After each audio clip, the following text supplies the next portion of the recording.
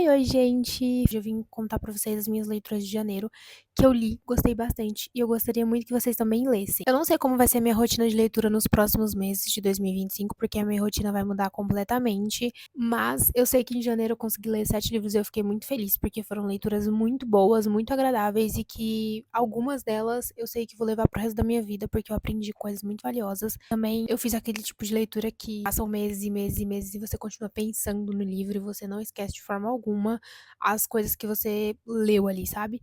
Foi um mês muito, muito bom de leituras. Não teve nada assim que eu não gostei tanto, sabe? Enfim, vamos lá. Eu tive um super hiper foco na Frida McFadden, que é uma escritora de thriller, suspense. Ela bombou muito aqui no Brasil com a trilogia da Empregada. E eu li no ano passado, eu gostei muito. Daí esse ano eu decidi ler A Contadora, que era um livro que eu já tinha aqui. E eu coloquei uma meta de ler todos os livros que eu tenho de um autor específico. Ellie Hazelwood, ela vai lançar um livro novo. Só vou comprar esse livro novo quando eu ler os que eu tenho aqui dela. Porque eu tenho muito livro parado aqui em casa. E aí chega um novo, eu vou lá, compro e não leio os que eu já tenho. Aí eu decidi fazer isso. E aí ia lançar O Detento e Nunca Minta. Então eu pensei, bom, acho que eu vou ler os que eu tenho aqui, que no caso era só a contadora. Eu já tinha lido a empregada está de olho e o segredo da empregada. E faltava a contadora para que eu pudesse ler os que estavam lançando aqui no Brasil nesse começo e fim de ano de 2024. Aí eu comecei a ler a contadora, começou a minha loucura por Frida. No livro A Contadora, a gente acompanha a história da Dawn, uma mulher muito metódica, ela é super pontual e um dia ela falta no trabalho. Só que o mais bizarro é que um dia antes dessa falta dela no trabalho, ela mandou um comunicado para algumas pessoas, pro chefe dela, se eu não me engano, e para uma amiga dela, que ela precisava muito falar um assunto muito urgente no dia seguinte, às 2 da tarde, com eles. E aí, simplesmente, no dia seguinte, ela não aparece. Aí a Natalie, que é essa amiga para quem a Dawn mandou esse e-mail, fica super desconfortável. Tipo, por que que ela faltou? Ela é super pontual, ela é super metódica, por que que ela não chegou? Aconteceu alguma coisa, eu preciso averiguar, eu preciso saber. E aí o telefone da mesa de trabalho da Dawn toca e a Natalie decide atender. Quando ela atende, tem um pedido de socorro do outro lado da linha com a voz da Dawn. E aí, quando o horário de expediente acaba, a Natalie vai correndo pra casa da Dawn, porque ela lembra que um dia já deu carona pra ela e sabe o endereço, e ela vai procurar a casa. Quando ela chega lá, ela encontra uma coisa horrível, que com certeza não era o que ela estava esperando. Então, a partir daí, a gente vai ver a Natalie acompanhando toda essa história, o que aconteceu com a Dawn, por que que ela sumiu, por que que tinha essa ligação no telefone, o que que ela queria falar com ela, o que que ela queria falar com o chefe dela, que era tão sério que ela precisou marcar um horário e simplesmente no dia ela sumiu, desapareceu. Esse livro me fez virar fã de carteirinha da Frida, porque eu já tinha lido os outros 3 livros, mas assim, A Empregada foi muito bom, e aí foi decaindo um pouco, assim, durante a trilogia, mas nada que me fizesse não indicar os livros da Frida.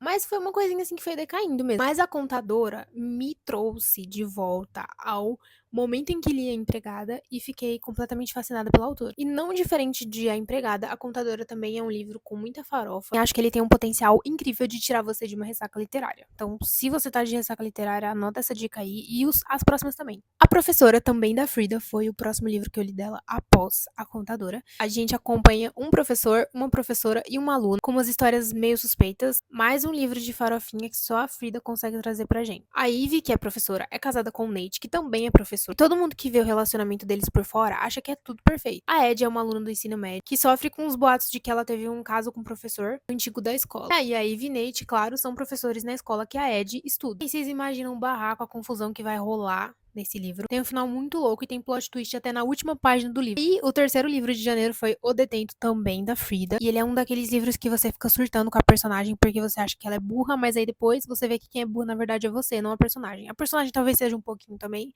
mas você é mais. Você consegue ser mais. O livro Detento conta a história da Brooke, que é uma enfermeira. Ela vai arrumar um emprego numa prisão de segurança máxima. E um dos detentos dessa prisão, o Shane, está preso graças ao depoimento da própria Brooke, que anos atrás foi testemunha de uma série de assassinatos. E aí ela alegou que o Shane era o culpado de todos eles. Eu li esse livro em 2 dias, porque a Frida tem uma narrativa muito boa, que te prende, e quando você não tá lendo, você só consegue pensar em voltar pra ler. Você vai criar 1 milhão de teorias, mas eu tenho certeza que você não vai acertar. Aí, pra finalizar, meu quarto livro foi Nunca Minta. E assim, eu esperava mais, esperava mais. Embora ele seja um livro curto, ele foi o livro que eu mais demorei pra ler. Todos os outros eu li em 1, 2 dias, muito rápido, mas Nunca Minta, eu fiquei mais de uma semana pra ler.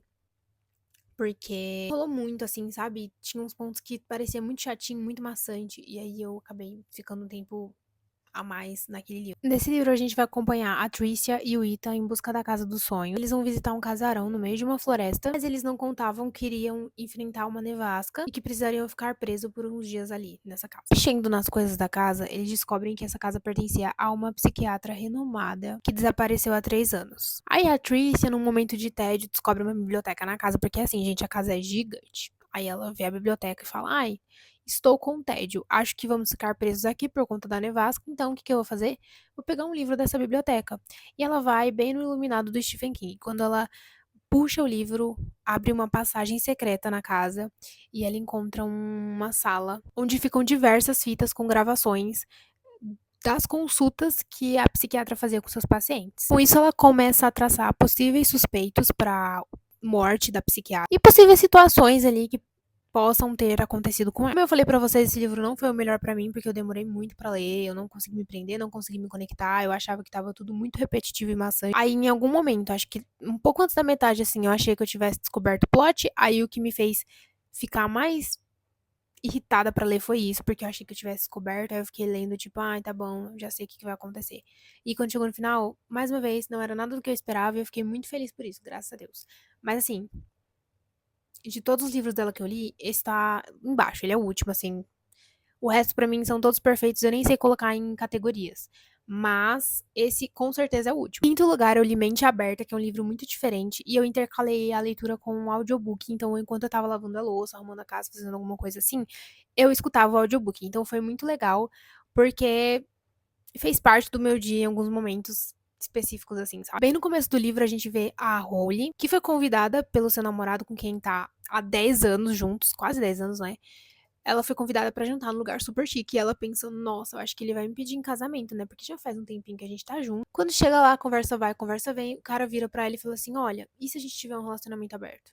Aí ela fica maluca. E como a narrativa dos capítulos dela, né? Porque o livro é intercalado entre uma outra personagem também, a gente vai ver o fluxo de pensamento das personagens e a gente vai ver o quanto a Holly vai ficar maluca com essa ideia do cara. Aí, por outro lado, a gente tem a Fliss, mulher de espírito livre, que tem um relacionamento há uns 3 anos, mas o relacionamento dela já é aberto. E aí o cara um dia chega pra ela e fala assim: olha, moça, eu quero ser exclusivo, eu quero ser o único, vamos fechar este relacionamento, vamos ter um relacionamento tradicional. Aí a cabeça da mulher fica louca também. Enfim, acontecem umas coisas que eu acho que se eu contar, talvez estrague um pouco, então eu vou parar por aqui. Aí a Fliss e a Holly vão se encontrar em algum momento e vão começar a trocar figurinhas, porque uma tem relacionamento fechado, vai abrir, e a que tem relacionamento aberto vai fechar. Entendeu? Esse livro me fez pensar muito que uma coisa específica pode significar uma coisa pra mim e pra você pode significar outra coisa, mesmo a coisa sendo a mesma coisa, entendeu? E a gente precisa aceitar que cada um vive do seu modo e talvez a minha forma de pensar seja uma verdade absoluta pra mim e a forma de pensar do outro seja uma verdade absoluta pro outro, e tá tudo bem, porque cada um vive do seu modo, da forma que é melhor pra sua vida, sabe? É isso que torna as pessoas especiais, diferentes. Que é o que funciona pra mim, às vezes pode não funcionar pra você, e é só isso mesmo. Ponto. Não é um dos melhores livros que eu já li. Ai, 5 estrelas. Eu dei 3 estrelas pra ele. Não é um livro que eu vou fortemente recomendar pras pessoas, mas foi um livro legal, me acompanhou ali durante os meus dias. E tirei algumas lições. É isso. Agora, daqui pra frente, são livros que provavelmente serão favoritos da minha vida. Juro pra vocês. Eu li A Amiga Maldita. É uma história que se passa na Itália. Logo no primeiro capítulo, somos apresentados a cenário de violência contra uma menina de 13 anos, a Francesca, onde um homem estuprou sua amiga Madalena, que presenciou toda essa situação e ajudou e tentou se livrar do corpo desse homem. Depois disso, a gente vai acompanhar essa amizade, porque o livro vai voltar lá atrás, onde tudo começou de fato. É muito doloroso ler esse livro. Saber que, embora essa história tenha se passado numa Itália antiga, em 1935, hoje em 2025, a gente vê esse tipo de situação acontecer todos os dias. Infelizmente, a gente tem o desprazer de conviver numa sociedade onde as mulheres são silenciadas em suas essências, suas vivências, dores, prazeres e também reduzidas em diversas situações. Que muitas das vezes as mulheres são jogadas contra as mulheres, como se devesse existir algum tipo de competição entre a gente, se uma precisasse ser melhor do que a outra, ou como se cada uma esperasse uma queda da outra para que ela possa se sentir melhor, sabe? Quando na verdade a única coisa que a gente precisa, nós mulheres, é dar famosa e velha união. A trilha de um caminho onde o mundo nos ouça, ela vem sendo trilhada há muitos anos. Mesmo que a gente tenha tido diversos avanços, a gente ainda precisa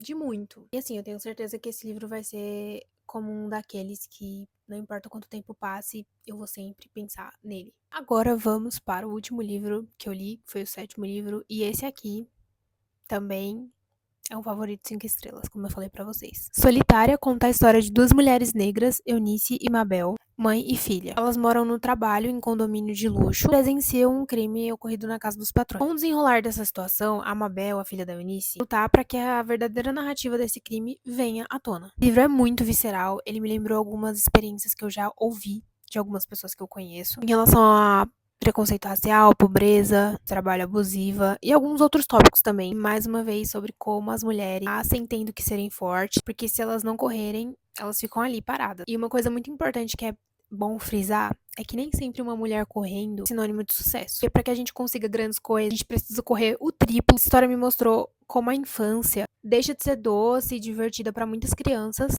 porque a própria vida não permite que elas sejam crianças. Elas já nascem com responsabilidades que não deveriam ser delas, que as tornam muito vulneráveis. Aquelas estão expostas a situações que apenas os adultos deveriam estar, porque eles deveriam ter uma base sólida para poder enfrentar aquele tipo de situação, não uma criança. Mas aí acaba que as situações da vida fazem com que as crianças estejam presentes nesses momentos e tenham que lidar com isso. Mas, né, como eu falei, as crianças não têm tempo, não têm espaço para serem crianças, elas são obrigadas a desenvolverem um senso crítico e um senso assim para resolução de problemas, que não deveria ser da conta delas tão cedo. Realidades cruéis existem e elas estão aí todos os dias. Se você não vê nenhuma delas, talvez você precise se movimentar para enxergar, mudar esse padrão. Esse livro fez um buraquinho em mim, encaixou nesse buraco. Para que eu nunca me esqueça de tudo que eu li, tudo que eu aprendi. E sem dúvidas, esse é um dos livros que eu vou recomendar para sempre. Bom, essas foram as minhas leituras de janeiro. Como eu falei pra vocês, não sei como vai ser daqui pra frente. Eu li bastante, né? Eu não tenho todos os livros em versão física. Eu tenho só 7, né? Só 6. Foram 7 livros.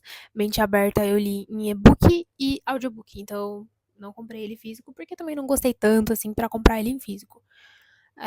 Eu tenho feito isso, eu tenho lido bastante em e-book, e aí quando eu vejo que eu tô presa à história, aí sim eu compro. Isso quando é um livro novo, né? Quando é um livro que eu já tenho, eu leio ele no físico mesmo. Espero que vocês tenham gostado do vídeo de hoje. Já faz muito tempo que eu não gravo pra cá, mas é o tempo mesmo que não me deixa gravar.